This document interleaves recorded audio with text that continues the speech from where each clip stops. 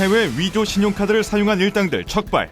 이들은 동남아에서부터 유럽에까지 이르는 다국적 외국인이라는데 카드 위조 범죄의 목표물이 된 대한민국. 이슈인 현장에서 집중 취재했습니다. 서울 시민의 41%가 거주하고 있는 아파트. 지난해 화재 사망자의 70%가 바로 아파트와 공동주택에서 발생했는데요. 많은 사람들이 거주하고 있어 진화나 대피가 조금만 늦어도 많은 피해로 이어지는 아파트 화재. 그 위험성과 대처법을 살펴봅니다. 대한민국이 국제적 범죄의 목표물이 됐다는 충격적인 소식. 우리나라가 위조 해외 신용카드 범죄의 사각지대로 여겨지고 있다는데 동남아인부터 유럽인까지 이 같은 범행을 위해 우리나라를 찾는다는 기막힌 현실. 위조 해외 카드 범죄의 실상을 이슈인 현장에서 낱낱이 공개합니다.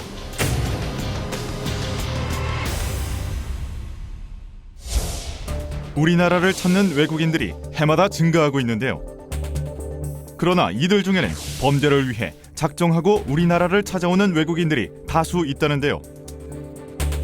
특히 이들은 위조한 해외 신용카드로 백화점과 호텔에서 고가의 물품을 구매하는 등의 범행을 저질렀다고 하는데요.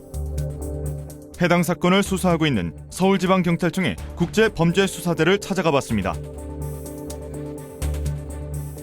이번 사건은 위조된 해외 신용카드 200명을 이용해 서울의 특급 호텔이나 백화점 등지에서 고가의 기금속이나 태블릿 PC 등을 무더기로 구입하는 등 12억 원 상당 위조된 해외 신용카드를 사용한 다국적 외국인 6명을 구속한 사건입니다.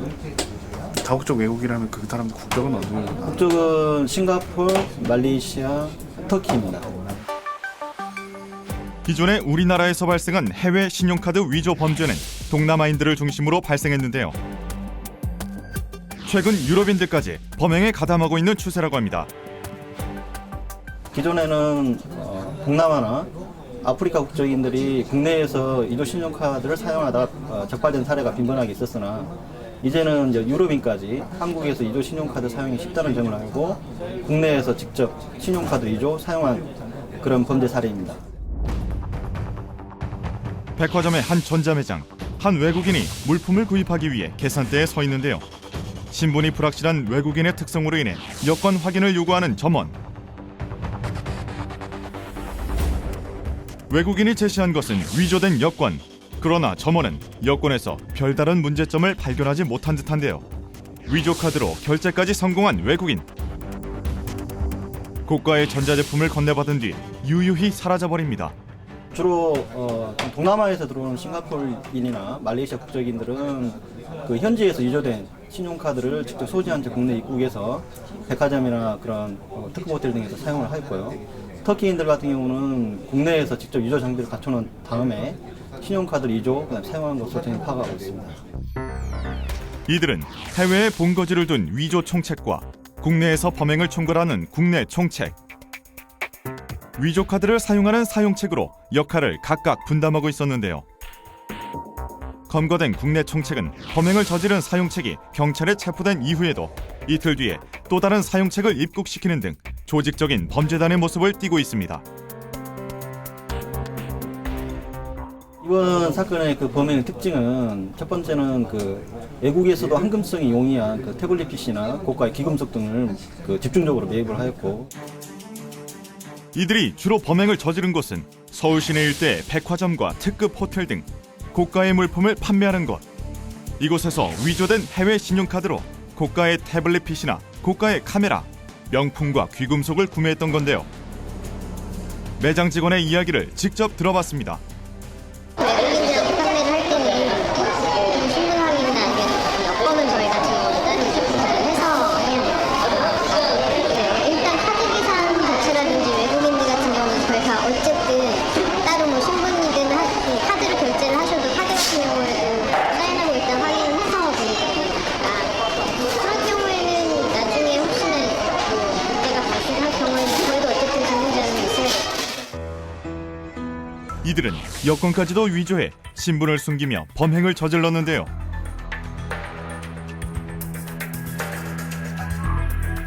일등은 우리나라에서 IC카드와 함께 통용되고 있는 마그네틱 카드의 약점을 노렸다고 합니다. 신용카드 그 자체가 마그네틱으로 돼 있기 때문에 위조 자체가 이런 장비를 이용하면 쉽다는 것입니다. 그래서 한국이 그런 위조된 해외 신용카드에 그런 타깃이 되고 있는 실정입니다. 계속해서 발생하고 있는 이러한 해외 위조 카드 관련 범죄를 막을 수 있는 방법은 없는 것인지 관련 분야의 전문가를 만나봤습니다. 감독 당국에서는 신용카드의 그 IC 카드화를 지속적으로 추진을 하고 있고요. 지금 계획에 의하면 2015년부터 전면적으로 IC 카드로 전환할 예정으로 있습니다. MS 카드에 의한 부정 사용이 위변조에 의한 부정 사용이 발생하는 경우에는 현재까지는 카드사들이 전액 보상을 해주고 있기 때문에 소비자들의 어떤 직접적인 피해는 없습니다. 특히 이제 해외를 여행할 때에 본인의 카드를 점포의 종업원들한테 맡긴다든가 해서 그것이 정보가 도난당한다든가 또는 위변조에 이렇게 사용된다든가 하는 경우들이 있기 때문에 그 카드를 이렇게 양도하거나 이런 부분들은 특히 조심하실 필요가 있습니다. 위조 카드 범죄 위험에 그대로 노출된 대한민국. 보다 신속한 카드 시스템 전환이 필요해 보이는데요. 또한 소비자들도 위조 방지를 위해 더욱 철저한 개인정보 관리가 필요한 시점입니다.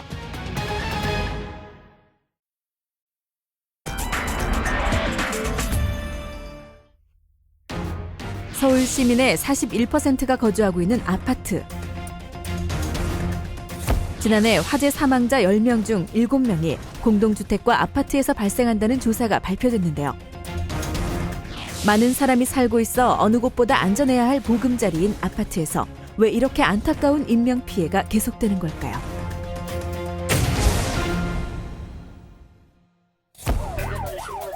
강서 소방대원들이 신고를 받고 달려간 곳은 화곡동의 한 아파트. 도착했을 때는 이미 창밖으로 불길이 새어나오고 있었는데요. 대피 과정 중 11층에 거주하던 여성이 연기를 많이 마셔 응급처치 후 병원으로 이송됐습니다. 이번 화재는 거실 소파 위에 있던 과열된 전기담요가 원인이었습니다. 거실 소파에서 화재가 난 걸 보고 스스로 진화를 하려고 노력하다가 연기를 마시고 이분이 이제 대피를 하게 되는 과정에서 출입문을 열게 됐습니다. 그러다 보니까 그것을 통해서 한 층에 2개의 실식이 있는 계단식 아파트였는데 상층 15층까지 연기가 꽉 차고 그리고 4층까지 연기가 내려와 있던 상황이었습니다. 소방대원의 유도에 따라 나머지 아파트 주민 수십 명이 안전하게 대피했습니다. 아파트는 거주하는 사람들이 많아 진화나 대피가 조금만 늦어도 그 피해는 눈덩이처럼 커지게 되는데요. 특히 10층 이상의 고층 아파트에서 불이 나면 다른 화재에 비해 사상자가 3배 이상 발생한다고 합니다. 그래서 아파트 화재에서는 무엇보다 올바른 대피가 중요한데요. 안에 거주하시던 주민들이 안에 계시면서 119로 해서 우리 여기에 누가 있다 이렇게 알려주시면 되는데 본인들이 스스로 대피하려고 노력하시다 보니까 출입문을 열어서 안에 연기가 유입되고 그 연기를 마심으로써 두려움 때문에 막 호흡이 곤란도 오고 그러기 때문에 부상자도 한 명이 발생했던 그런 상황이었습니다. 지난해 화재 사망자 중 70%가 공동주택이나 아파트에서 목숨을 잃었습니다. 아파트 화재의 원인 중에는 부주의와 정기적인 요인이 가장 많은데요. 겨울철이 되면 난방 수요가 급증합니다. 그래서 전열기구를 많이 사용하게 됨에 따라서 배선이나 문어 발식하면서 과전류에 의한 화재가 당연히 많을 수밖에 없다고 생각합니다. 그리고 아파트에는 가연물이 될 만한 점화원들이 너무나 많죠. 가연물과 점화원이. 그래서 화재가 겨울철에 특히 집중되는 걸로 사료됩니다. 지난 12일 새벽 4시경 금천구 독산동의 한 아파트에서 불이 나 아파트 주민 수백 명이 대피하는 소동이 있었습니다. 불이 시작된 7층 안에서 잠을 자고 있던 2명도 무사히 대피해 인명피해는 발생하지 않았는데요. 이렇게 화재가 발생하면 화재를 감지하고 경보음을 울려 신속한 인명대피를 유도하는 단독 경보형 감지기의 역할이 매우 크다고 할 수 있습니다.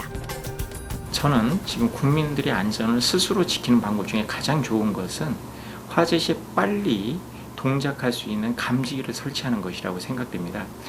연기 감지기는 연기 발생 우리가 보일 가시거리, 그러니까 우리가 출입구를 확인할 시점에 얼마든지 초기에 동작해서 대피나 모든 신고나 모든 걸 할 수 있으나 지금 아파트에 설치된 감지기는 대부분 열 감지기입니다. 열감지기가 동작하면은 사람이 유독가스를 마신다가 아니라 대응이 어렵습니다.